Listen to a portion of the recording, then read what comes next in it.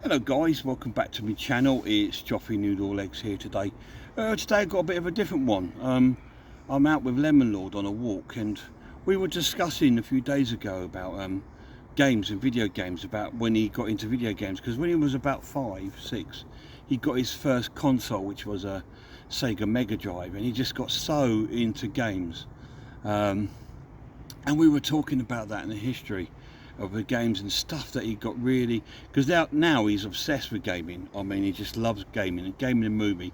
Like some people love football and going out, and some people love doing spiders, or some people love doing whatever they like doing.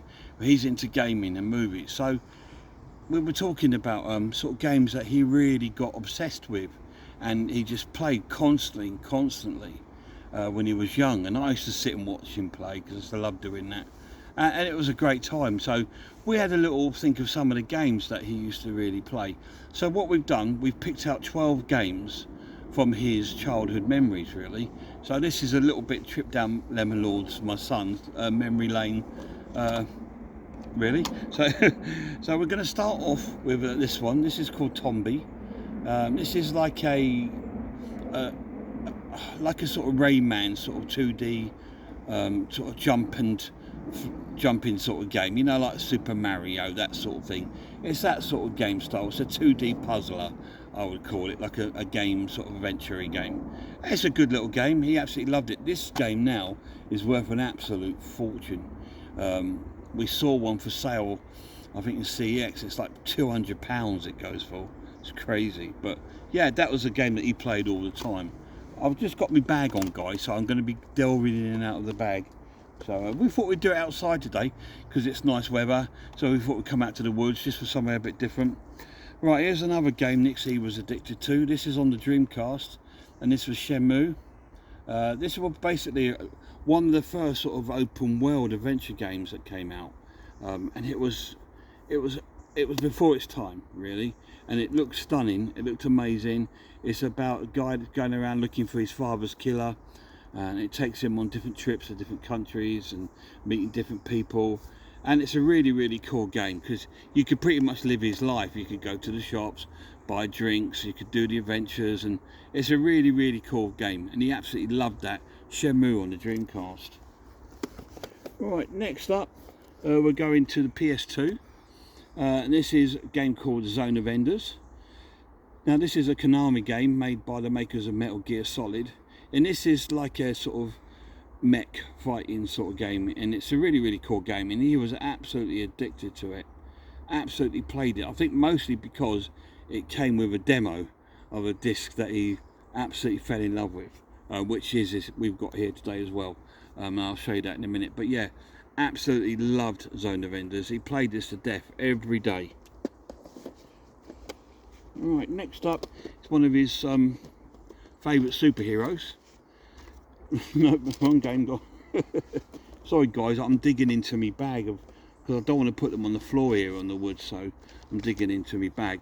So Spider-Man, this was a PS1 Spider-Man game, and to him it was like playing a cartoon. You're about sort of 6 or 7 years of age, it's like playing a cartoon, and to play Spider-Man when you're that age is probably the coolest thing ever. And so he played this game to death. Next up is another one from a movie series that he loved, and again it was like playing the movie, and this is Harry Potter and the Philosopher's Stone on the PS1. He absolutely adored this game because he could go around Hogwarts, fly the broomstick, do magic spells, and play Quidditch and do all sorts of things. He just used to love going up and down on the stairs, to be honest, because the stairs used to move, so we used to love all that. Absolutely loved this game, he did. And that was Harry Potter and the Philosopher's Stone on the PS1. So we're getting there, guys. So, as I was telling you earlier about a demo disc that was on the Zone of Enders that he played all the time, and this was the full game of that, and it's Metal Gear Solid 2. He loved the first one, but he really got into this, I think because of the demo. He played the demo disc over and over and over, and the demo disc was set on a ship, and it was just, he's just like knocking out the guards and flinging them over the ship side, and he did that for hours. I used to sit on a Sunday off work and sit and watch him play and doing that for hours. So when this game come out, he was absolutely addicted to it. He just played it all the time. Not a lot of people's favourite Metal Gear because of the change of characters. As he got a little bit older, he got into more sort of anime sort of games, and he really got into the sort of Japanese games.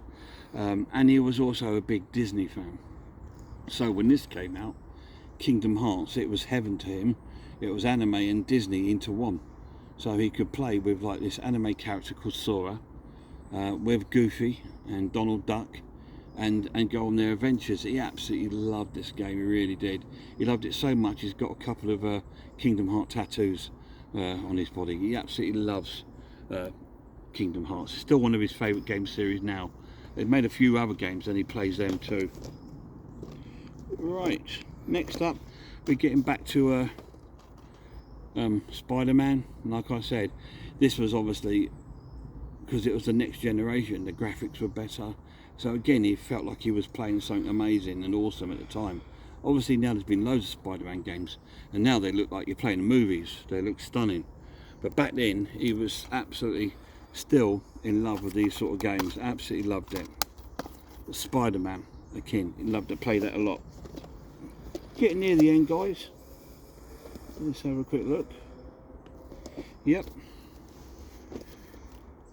Back to Harry Potter now. This is the Chamber of Secrets. This is the GameCube version. He has this on PS5 and everything. I've told you about his consoles. He has it on all the consoles, PS2, GameCube. If he loves a game, he'll collect it on different formats, on different machines.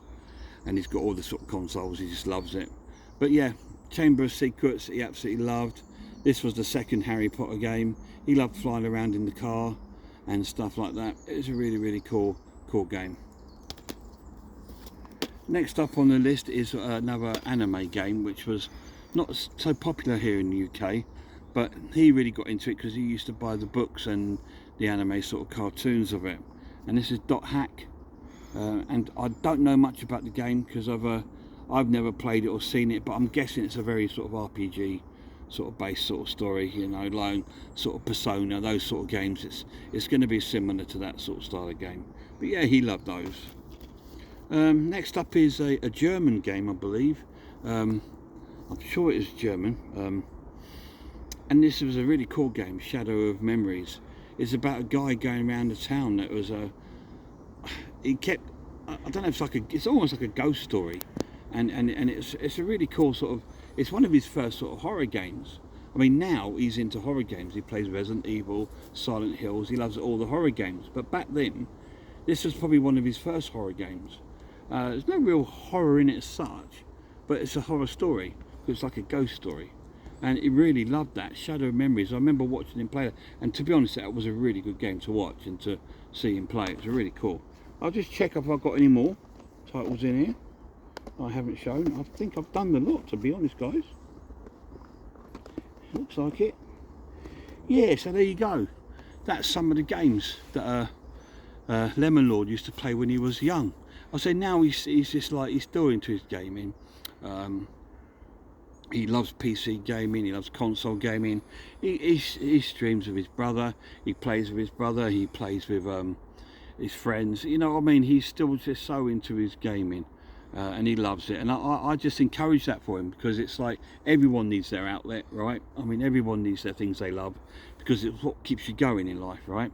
So that's his beginnings. That's a little trip down memory lanes of some of the games that he used to play when he was about, I'd say a little bit older, when he was about sort of 7, 8, 9, that sort of age. They were the sort of games he was playing. Before then it was his Mega Drive.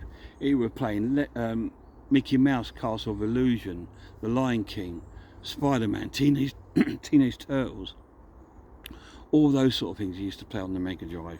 And then he advanced to the PlayStation 1. I remember the day when I bought him the PlayStation 1, we were down in the town centre looking for Mega Drive games, and we couldn't find any, and he was still young.